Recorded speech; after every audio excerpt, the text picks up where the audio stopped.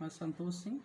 इसके पहले वाले वीडियो में हमने इंट्रोडक्शन को इंट्रोड्यूस किया, जिसमें बताया कि सपोज दैट हमारे पास एक फलन है x² dx और इसका हम इंटीग्रेशन कर रहे हैं। इसका आएगा x³ + c। तो ये अपने आप में एक वक्र है और c का मान हम अपने पास से अलग अलग देते जाएं तो हमें इसका एक वक्र प्राप्त होगा जिसका शक्ल एक जैसा होगा, बस मूल बिंदु उनका विस्थापन अलग अलग होगा और इसलिए इसका नाम रखा गया है c का इंटीग्रेशन कांस्टेंट। और इस पूरे सिस्टम को जो हमें प्राप्त हुआ, सपोज ये हमें y प्राप्त हो रहा, तो इसको हम बोलते हैं फैमिली ऑफ कर्व, अर्थात किसी फलन का इंटीग्रेशन ज्यामितीय रूप से हमें फैमिली ऑफ कर्व बताता है। अब बात करते हैं कि अनिश्चित समाकलन के कुछ गुण, यानी इसकी प्रॉपर्टीज़ क्या होती हैं।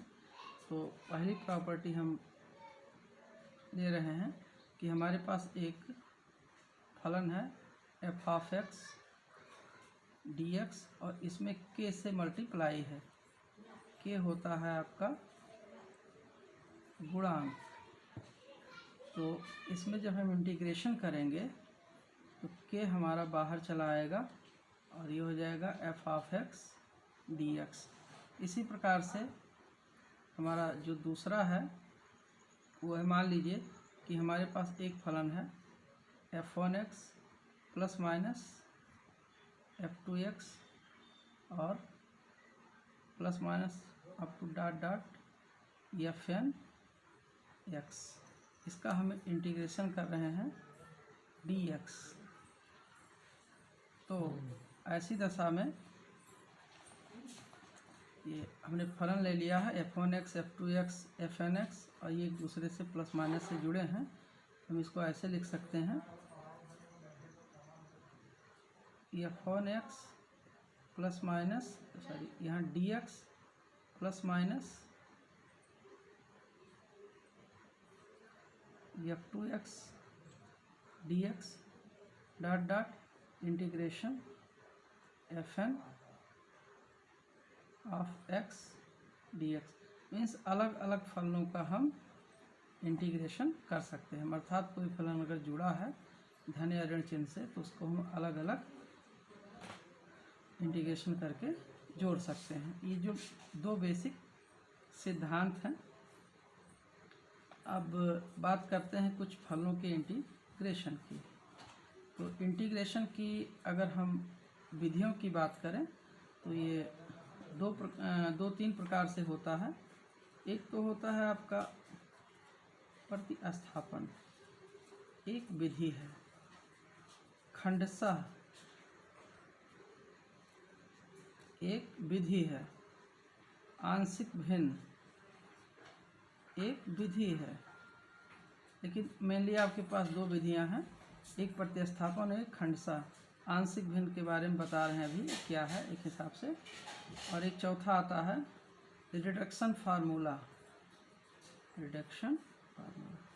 तो कुछ खास प्रकार की विधियां हैं जिसे हमें उपयोग करना होता है, लेकिन उसके पहले हमें एक अवलोकन विधि जानना होगा। ऑब्जर्वेशन कोई विधि नहीं है, बल्कि एक खास प्रकार का यह है कि आप डायरेक्ट फलन आ जाए सूत्र रूप में और उसका इंटीग्रेशन आप कर दीजिए। जैसे हमारे पास एक सूत्र है, अब हम एक एक करके बताते रहेंगे कि इंटीग्रेशन x⁴n dx, तो इसका होता है x⁴n+1 अपान n+1 + c। तो जो भी फलन इस टाइप के होंगे उसको हम इस फार्मूले पर रख करके लगाएंगे। तो देखते हैं उदाहरण के लिए आपका इंटीग्रेशन x dx।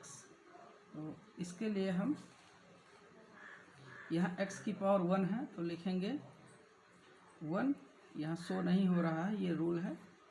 कि x की घात शो नहीं होती है। अब हमें ज़रूरत पड़ा तो ऑलरेडी 1 मौजूद है और +1 अपने पास से जोड़ देंगे। Upon 1 + 1 equal to x² upon 2 + c।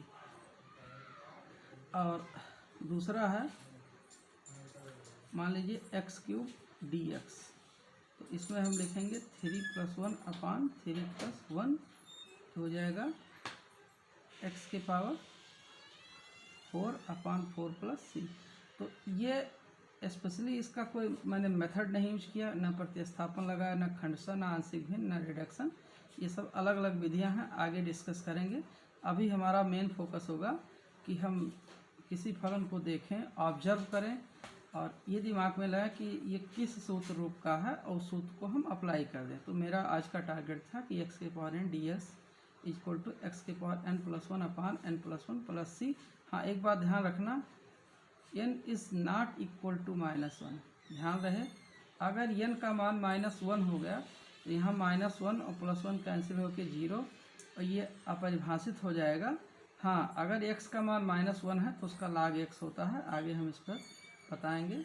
तो आपको ये ध्यान में रखना होगा कि ये सूत्र है और जो आपको सवाल मिले उसको ऑब्जर्व करिए और देखिए कि किस तरीके से ये सूत्र पर अप्लाई हो सकता है।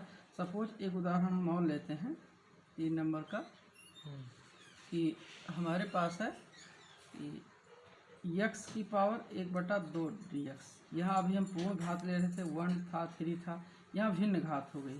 तो इसमें भी वही रूल n + 1 यानी 1/2 + 1 अपान 1/2 + 1। तो ये हो गया आपका